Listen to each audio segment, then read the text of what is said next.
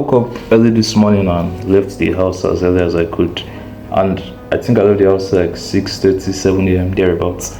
And there were a couple of reasons, right? There were a lot of reasons. But one of the main reasons, if not probably the mainest reason, was because of this. I actually went to buy this phone today. So this is Samsung Galaxy S20, the 5G variant size, and this, like, to me, this phone is one of my dream phones, and obviously it has line running through the middle of the screen, but that was part of the reason why I was able to afford it, because of this line. It was pretty cheap, and since the person I wanted to sell it was, pretty desperate for money, so we agreed to buy or sell for a reasonably low price.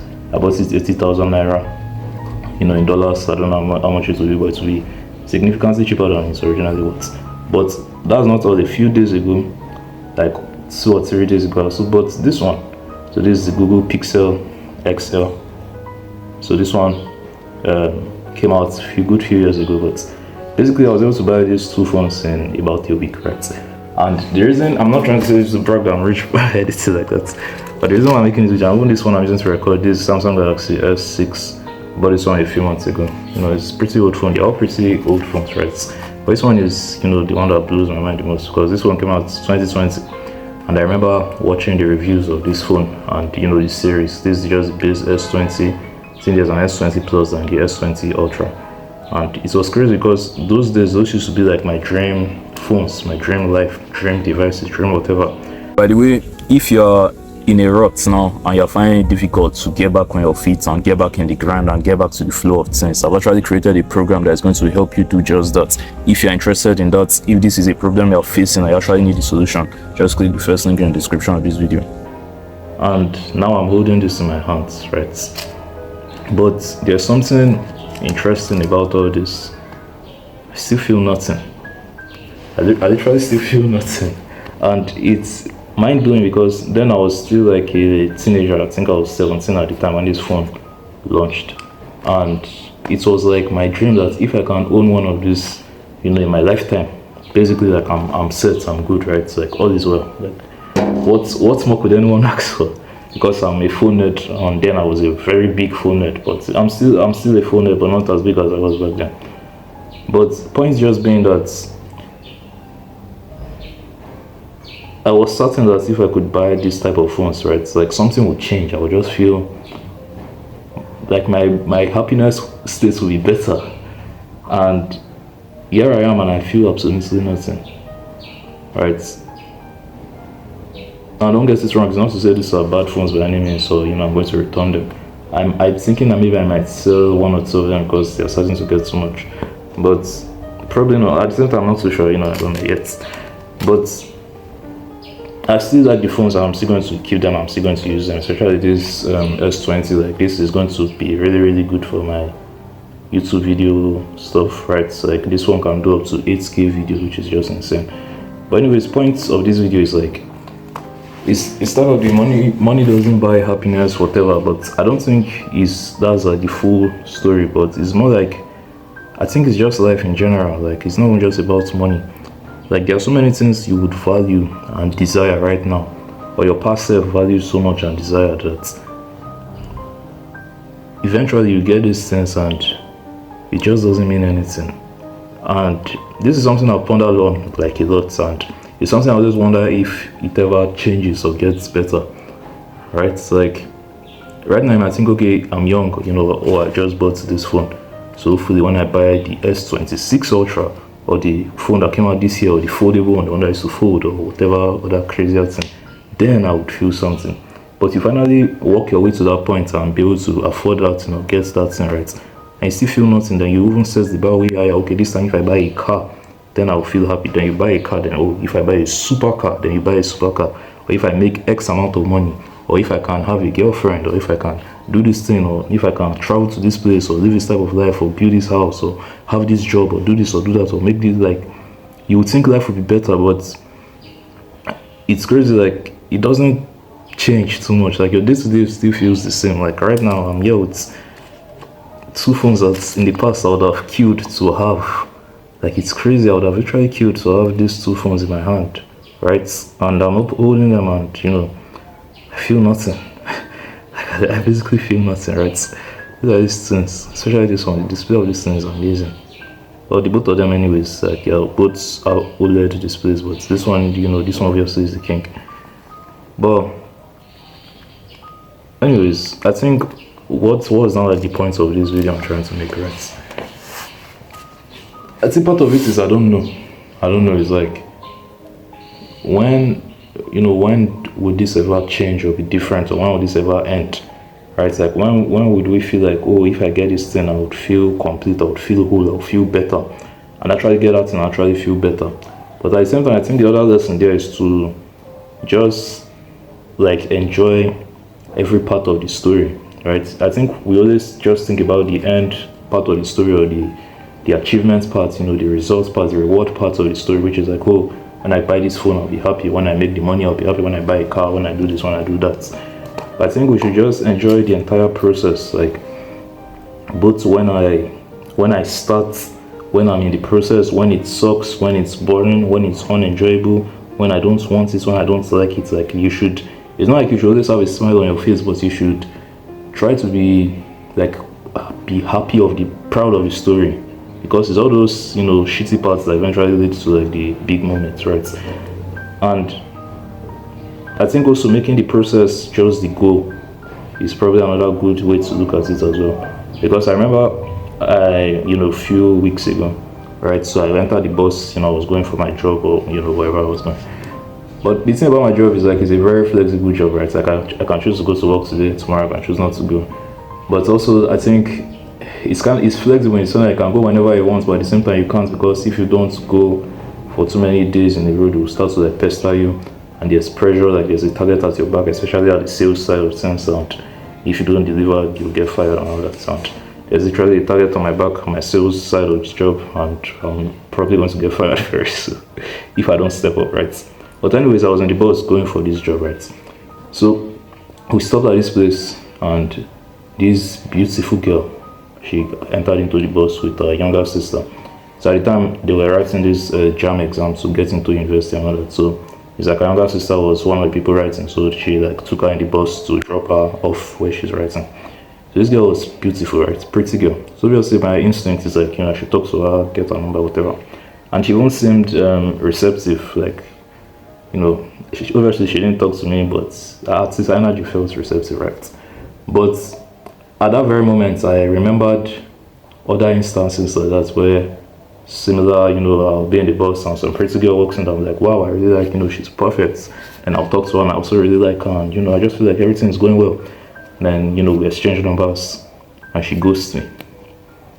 Okay, maybe it's just that girl, right? Repeat the cycle, do it to another one, same outcome, she ghosts me again. I go online, see some chick online, both of you chat, it's amazing, she ghosts you, or she just doesn't like you, it ends up not working out, whatever it is, right?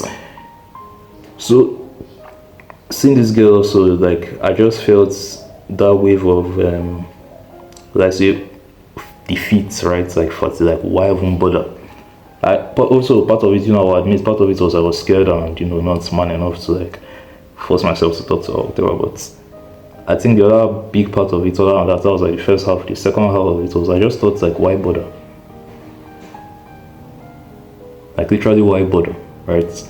Like I'm going to talk to this girl, we'll exchange numbers as if she even agrees to give me a number, but we'll exchange numbers, whatever, and that's it. Like she's never going to contact me, and if we ever talk, it's be like crappy small talk, and it will eventually fizzle out. She'll never want to go out with me, whatever. Like this is not the first. This has happened like dozens, thousands of times, right? And if you that make it to the end where they want to go out with you, whatever, they're just not your type. They're basically not the type of girls you want to spend quality time with. So I just decided not to talk to her, right? Till we both reached our destination. I said nothing to her, she said nothing to me, and we went our separate ways, right? But after that moment, I looked back to it, and I thought to myself, like, what if I'm having the wrong perspective here? Like, what if the goal isn't to get her to be your girlfriend, right? So for her to like you, or whatever the end result is supposed to be. What if talking to her is the goal? What if pushing yourself outside of your comfort zone to, approach this stranger, whether she responds positively or negatively, is the goal? Like, what if that is the reward? And it was something I started to really reframe in my brain, that maybe next time when I enter the bus again and some pretty girl comes in and I think she's attractive and I would like to get to know her more, instead of thinking about the end result that she's probably going to end up rejecting me or she's probably going to ghost me at the end of the day, which is probably true, which there's big chance that is probably what is going to happen. But what if that is not like that is not the goal, right? That's not the end result. Because if the end result, like if the outcome is that you can't control it, right, it's not really in your power and you tend to feel miserable, right? But if the outcome or if the goal is to just talk to the girl, just say something to her, just try to strike a conversation, whether she ends up liking you, she doesn't, whether she gives you a number, she doesn't, whether she goes to you, she doesn't, whether she agrees to go out with you, she doesn't, whether she agrees to become like your partner or she doesn't. What if just starting the chain of events, right? It's like the cause and effect, just starting the cause is the goal, right? Another thing also is owning this our sales job as well, right? So I guess maybe I might be the worst person to talk about it because my sales are like shit. Like imagine this month, today is like the 8th or 9th, something like that, 9 of May, and my teammates are like on 6 sales, 8 sales, 10 sales, 20 sales. I've literally done one. I've literally done one. So yeah, high chance I might get fired this month. But anyways, point I'm trying to make is usually we'll make the outcome be the goal, that okay, today as I go out of the house I want to get as many sales as possible. But what if once again getting the sales shouldn't be the goal? What if instead of approaching the customer, just pitching the idea to as many people as possible should be the goal? Because you can't, like, if I tell you about the product, like, oh, this is a really good product, you should buy it. Like, I can't control you whether you buy it or not. But I can control me telling you about it. I can control how I say it. I can control, the way I speak. Whether I speak too fast or I speak too slow, or I approach you weird, or I dress properly, or whatever. I can control all those variables. So what if we make that the goal instead of the outcome? But the thing I'll tell you, the bitter, hard, honest truth is like, that is not fun. That is not a fun process at all. That is not like a sweet process also, right? Making the process the goal. Like, life is just very confusing because you have to really rewire your brain, you have to really rewire yourself to make the process the goal. Like, imagine feeling so anxious and wanting to shit your pants and feeling so unsure of yourself and feeling so, vulnerable and weird and all that, because you're trying to talk to a stranger to buy your product, or you're trying to talk to a random girl on the bus. Right? Like, imagine that is your goal, right? Like, that is not an easy goal to have, right? And but the good side of that is it really makes you do a lot more, right? Because if the goal is to get, a girlfriend, for example, right? That means, when you get a girlfriend, you have one. But if the goal is to just talk to girls, then that means talking every time you push yourself out of your comfort zone and try to talk to a girl, or talk to a stranger, or try to pitch your product or whatever, you have won. So anyway, back to the original point I said at the beginning of the video, which is like, just this dilemma of happiness. I think also happiness isn't just from one thing, right? Like, buying this phone alone, or buying this set of phones, they're not going to make me happier, right? So these are, like I said, some of the phones I dreamed of having when I was younger. I literally remember watching MKBHD, Mr. Ozzy Buffs, Unbox Therapy, Dave 2D, Z-Tech here, Tech Talk TV, and the 1,000 other tech channels that were out there at the time, of them unboxing, reviewing, talking about all these phones and all that. And yeah, I am, I have both of them in my hand. I didn't watch too much about the Pixel XL. I think I started watching from like the Pixel 4. But this was still one of those phones I still really like. But I remember I watched this one a lot. And I still feel nothing, right? But I feel like having this phone alone is not going to make me happy, right? So I have the phone, so what? So I feel like that's like the little happiness equation, like 2 cents. Like, just one is not like just one variable, like there are a lot of pillars involved. So having this phone, plus being healthy, plus having money in my accounts, plus being able to move to different places, plus everything being well with my family, plus maybe my career is going well, or my job is going well, or my business is going well, my YouTube channel is growing. All these different variables, plus my mental health is feeling good. I exercise, I'm energized, I'm well rested. Like all these different variables added together is what I feel like builds the happiness equation, not just one. So for example, if you think, oh, when I have $1 million, I'll be happy. Probably not. But does it now mean that having $1 million is a bad thing? No, of course not. If you have $1 million, but the $1 million alone is not going to make you happy.